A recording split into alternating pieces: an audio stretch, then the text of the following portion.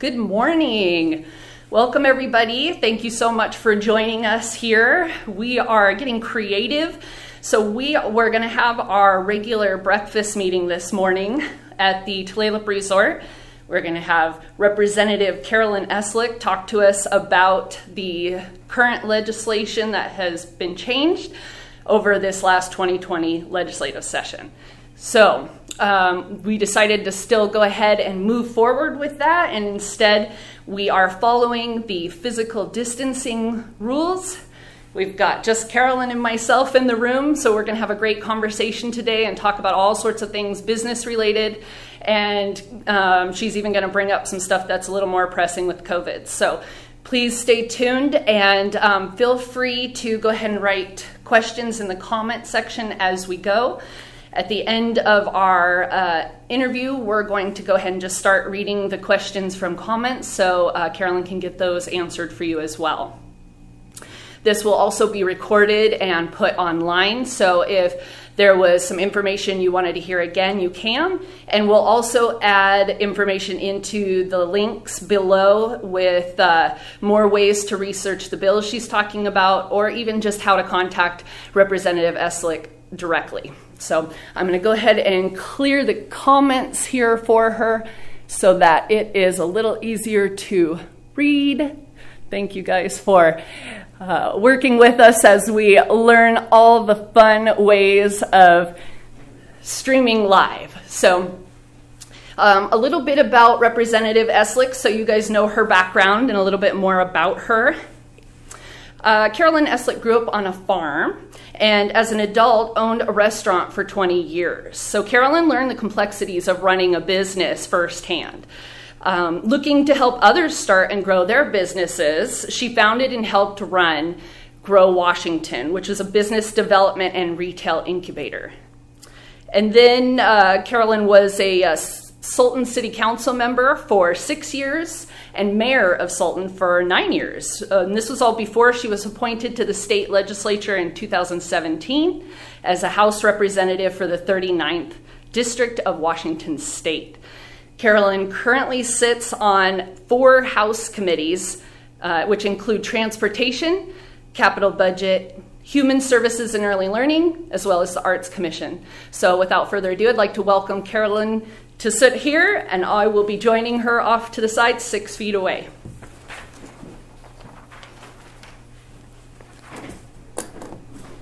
Thank you, Jessica.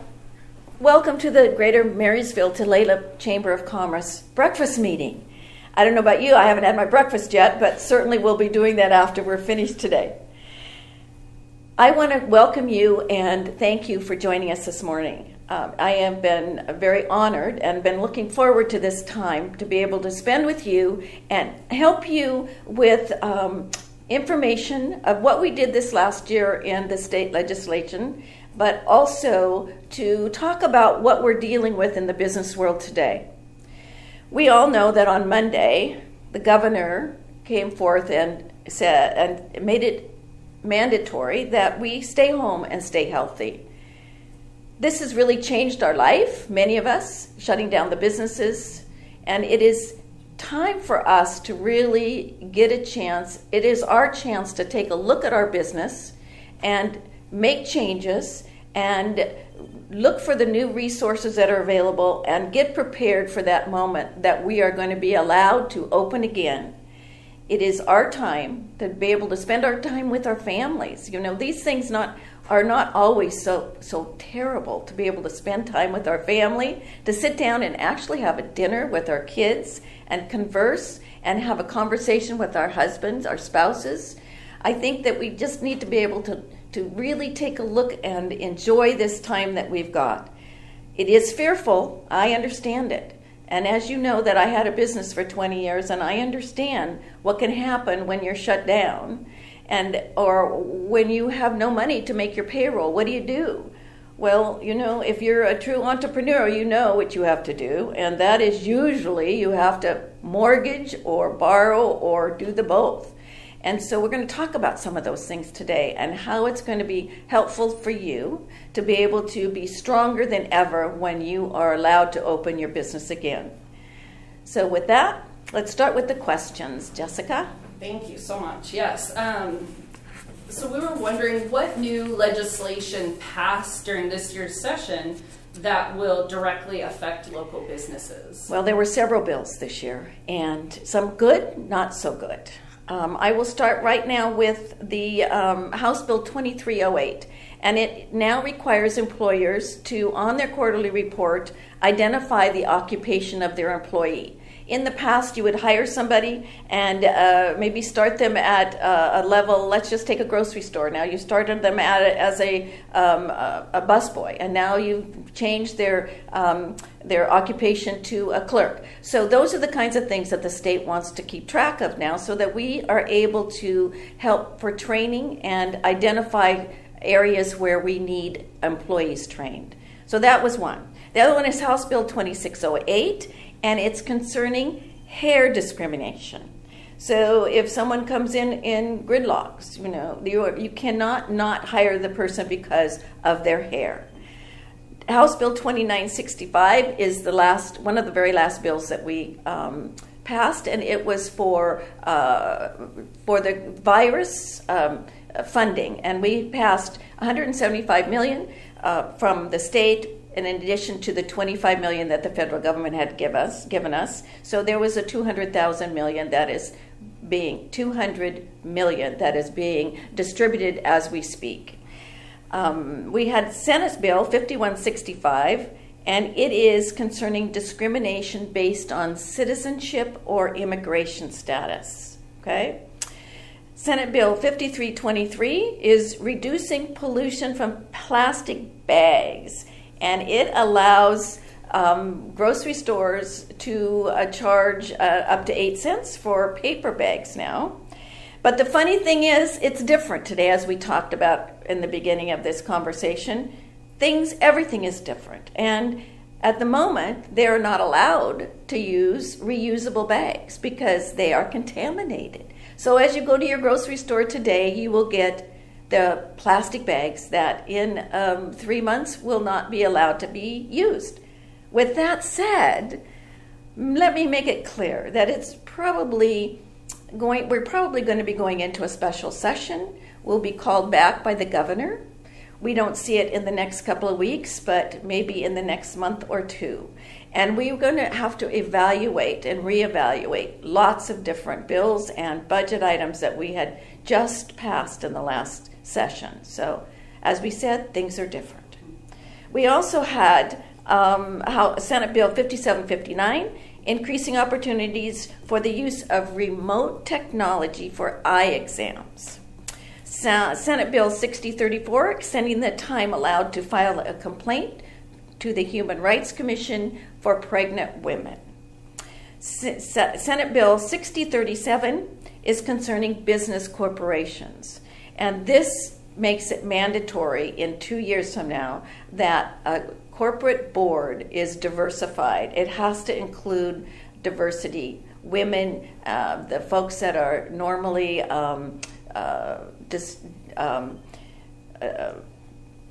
what's the word I'm looking for, Jessica? Maybe discriminated? Discriminated against. Thank you. Yeah. Very good. Yes. So it is really going to be different for the corporations now, but it does give them 2 years to be getting geared up and ready for that. So with that, that's pretty much what we've got. And these bills will be, you'll be able to have a link to those bills after we're finished with this. Great. Thank you so much. Yeah.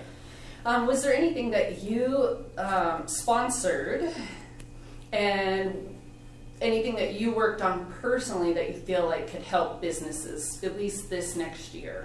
Well, I was lucky enough to have 7 bills go through, not all the way to the end, not all the way to the governor's signature, but 3 of them did.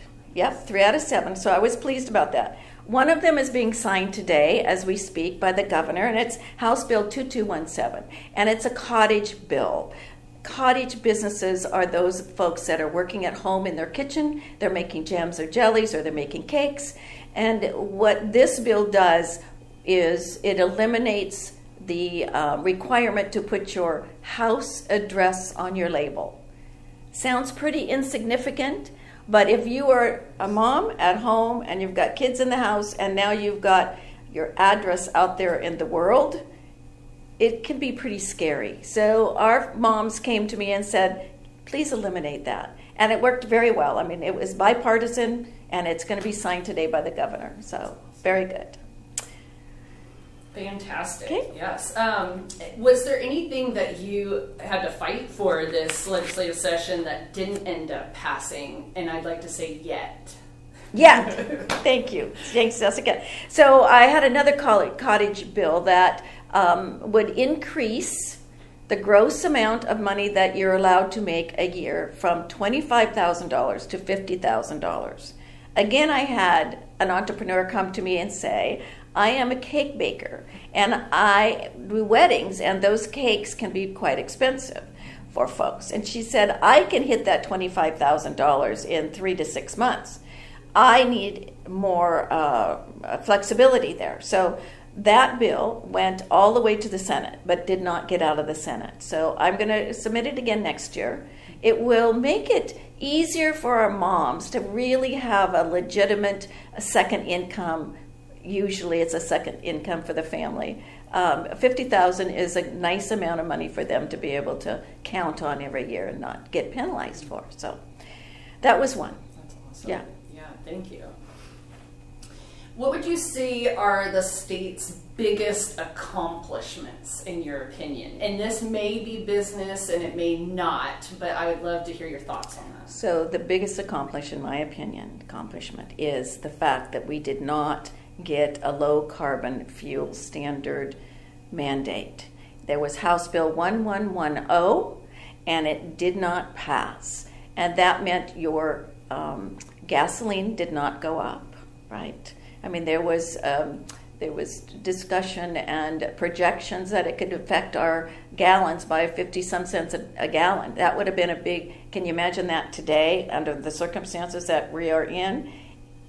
In fact, today as I'm driving here, I see that my gallon is only $2.69. Now that's the cheapest I've seen for a long, long time.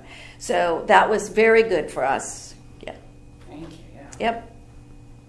So, big topic right now. I know when you and I originally were planning this event, COVID wasn't even on the radar. We were just talking about legislation and business and all the exciting things going on. And as we pivoted and changed to this different model, you made it very clear that you wanted to talk on COVID. You've got a lot of things going on and you care deeply and you've done a ton of research. So I'm curious to how is the state dealing with COVID-19, specifically the responses for business? Well, we all know that we're all shut down, right? And the biggest questions we keep getting is the construction world. Why is the construction world being shut down when there's so many of them working solo?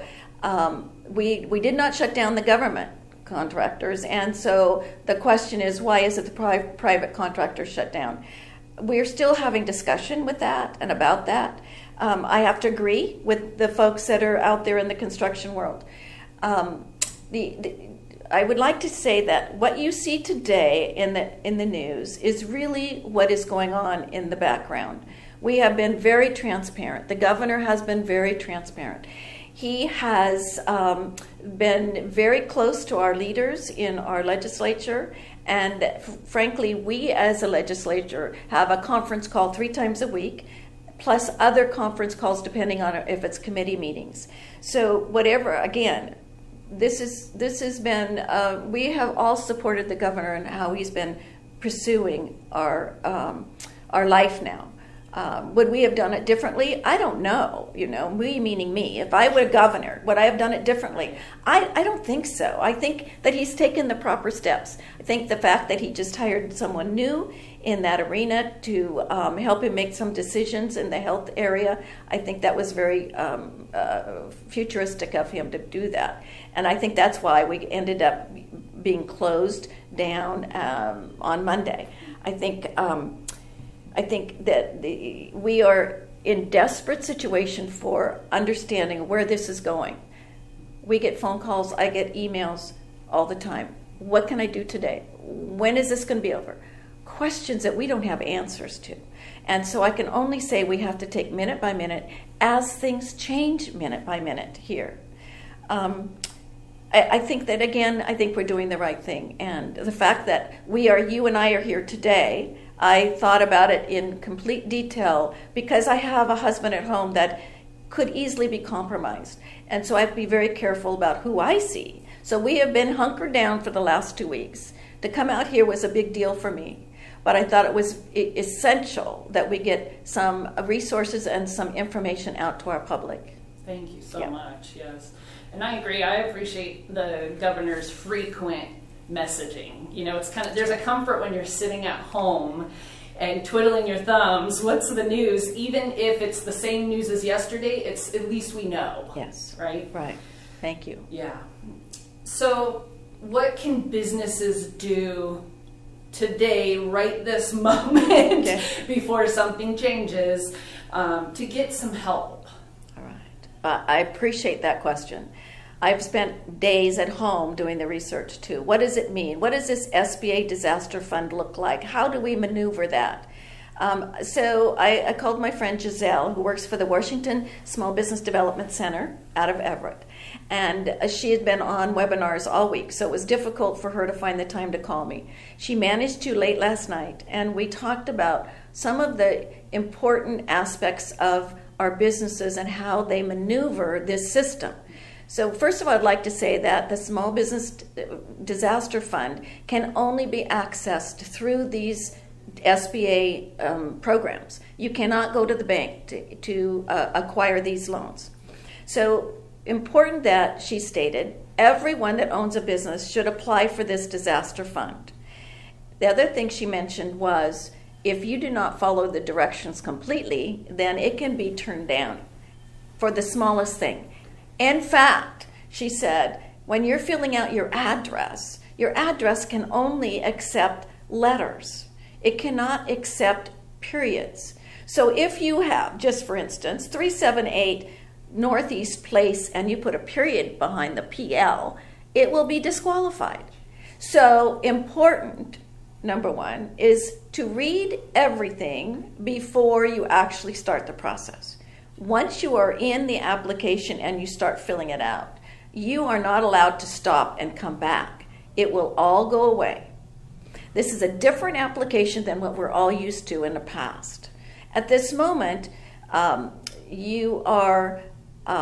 are two different applications. Sole proprietor application is the 5C. I think that's really important for you folks to understand. If you are a sole proprietor, it is the application 5C. If you are a corporation or an LLC, it is the 5, document 5. Okay. If you choose one or the other by mistake, again, it will be disqualified. If you are turned down, do not hesitate to reapply. She said that there are individual people that are the loan officers that look this over and make the decision. So if you get turned down, you reapply and you will get a different loan officer. And interesting enough, you know, these loan officers have expertise in different fields. I know that because I was a loan officer for a bank for a period of time. And my expertise was the restaurant business at the time. So I knew all about what the financials should look like. These are the same kinds of situations. So don't give up. Now remember that these loans are only acquired through the Small Business Administration, and that location is the Washington SBDC out of Everett for you locally here. The other loans that will be coming available, if this stimulus package is passed today or Monday, those will be acquired and accessed through the banks and other different programs than the actual SBA program itself. So just want you to understand the difference between the two. So I think another thing that I would really like to emphasize is that the folks that have started their business in the last 3 or 5 years and did not have a business plan and did not put together an advisory team and did not do a cash projection, now is the time to do those important steps for your business. You're going to be looked at and scrutinized when you are asking for money, whether it's a grant or for the loan. And if you have those documents ready and you've actually put this work into it, that shows the loan officer that you know what you're doing and you've got a good plan in place. If you would have already had an advisory team in your life, and that advisory team looks like, and let me give you an example. It could be a banker friend in addition to a bookkeeper, and maybe somebody else that is a friend of yours that's in the like type of business. Those are 3 great folks to have on your advisory team. So you could be calling them and talking to them about what direction you need to go, bouncing things off of each other. When I had the restaurant, I was very, very, very lucky that the folks we bought from stayed with us for 4 months and mentored us through those first 4 months. What a wonderful thing that was for us. Those kinds of things are invaluable. Just remember, you're not in it alone. There are folks out there. For instance, me. I mean, I had been a business consultant for years. So I can easily help, and not easily. That's not a good, I don't mean that. But and if I don't have an answer, I know where you can get an answer, right? That's, I guess, what I'm trying to say. There's resources out there, and lots of them. And we will be posting those links for you folks. And where can they find the links besides Google. ours? Yeah, Google. Small Business SBDC in Everett, and they pop up. We actually also have 144 locations in the state of Washington that help small businesses. Yeah, they are business development programs. Okay, so you can. I did that this morning. I Google searched business development programs, and many show up. So, wow. Okay, there's help. So, I want to remind people in the audience, if you have any questions as we're going, to go ahead and write those in the comments. We'll be asking those shortly.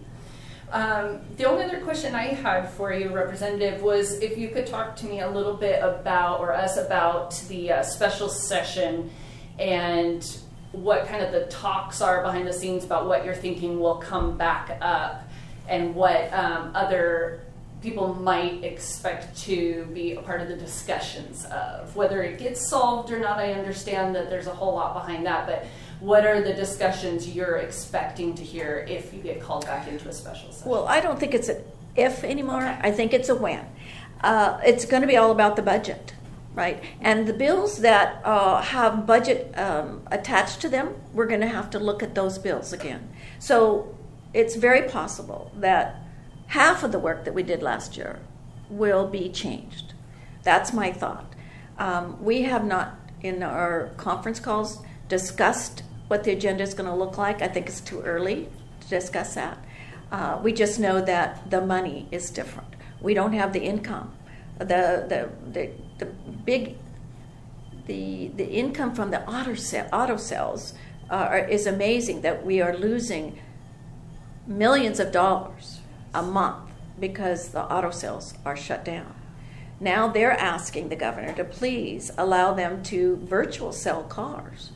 That sounds good to me, Now, if I were a governor, I'd say that's a great idea. Let's have some revenue coming into the state to try to balance some of the expenses that we're dealing with. Of the $200 million that House bill we passed at almost the end of our session, most of that is going to go to the counties, because the counties have to become whole again. They're spending millions of dollars themselves on medical and safety and and the supplies, and they are different than the federal government as we are. We have to have a balanced budget, and we have to make sure that our counties stay a balanced budget. So a lot of that money will be going there. Yeah, wow. It's going to be interesting. I've been pretty impressed with some of the ideas from the businesses in this community, the way they're pivoting. And we've had dealerships reach out and say, we're going to do a recall promotion, because most people don't have time to come in and take care of a recall for their car. And a very common recall is your airbag which is, you know, a big safety issue. And so the dealerships are so smart to say, you have time now, we'll schedule it so you're not around anybody else. It costs you nothing. It keeps our employees working and we get paid. It's a huge win-win. And I'm loving seeing some of these businesses pull these ideas out and say, here's what we can do in this time and we're going to make this work. And so I appreciate everything you guys are doing to kind of make it work legally and supporting them in every way you can. That's right. Yeah. It's no different than the vodka distillery that is now making hand sanitizer. I do too. And I hear that most of them are being given away to the folks that need it, you know, to the nursing homes. And it impresses me. This is a time to really be inventive. It's and entrepreneurs are so great at that. You know, they can switch gears in a minute. So I'm saying to you, entrepreneurs, please start doing that. Reinvent yourself. This is the time to do it. Yes. Okay. Thank you. So it doesn't look like we have any additional questions. So just wanted to see, is there anything as we close that you would like to highlight and I do. Let the businesses know? Thank you. I didn't mention the fact that we have at Washington State, Startup Washington. It's through the Department of Commerce. And when we ask for resources, this is a great place to go. And it is called startup.choosewashingtonstate.com. We'll also have that on the website for a link. And then don't forget the WSBDC.org in Everett. There are several others that are around that are very helpful for folks. So if you, I would like to make sure that my email is a link also, because I'm open to any questions that might be there. Let me just double check things and see if there was anything else that I wanted to. You know, again, I'm going to say what a great job our state is doing to make sure that our people are safe and saving our lives. We are so lucky to be in the state that we're in, even though, what are we, the second of highest, or are we the highest? Getting close to the virus, the folks that are actually have the virus. But we have the best teams available, in my opinion, with the University of Washington working tirelessly on new vaccines, and they're open to, they're taking testing, and we have actual drive-through testing places. My folks that live in Oregon don't have those yet. Oh, wow. And my sister Helen, we were very concerned about her. She's older than I, and she had a cough and she had a slight fever, and I'm very worried about her. And yet her doctor said, no, not the fever isn't high enough. Well, what does that mean? That still concerns me. But she doesn't have a place that she can just go get tested. Hopefully that will come in the next week or so. We all need to have that available for our folks that are near and dear to us, that we love so much. So we'll see what happens. We're always here. The state legislature has been doing great work and continue to do great work. And please go to my website, Carolyn Eslick, State Representative. You may sign up for my newsletter. There is also a link for other resources there. And, you know, we're here for you. That's the bottom line. Thank you. Yes, and so I'm just going to wrap up and say, you know, I'm loving the heart that this community is showing as they're pulling together to help everyone out.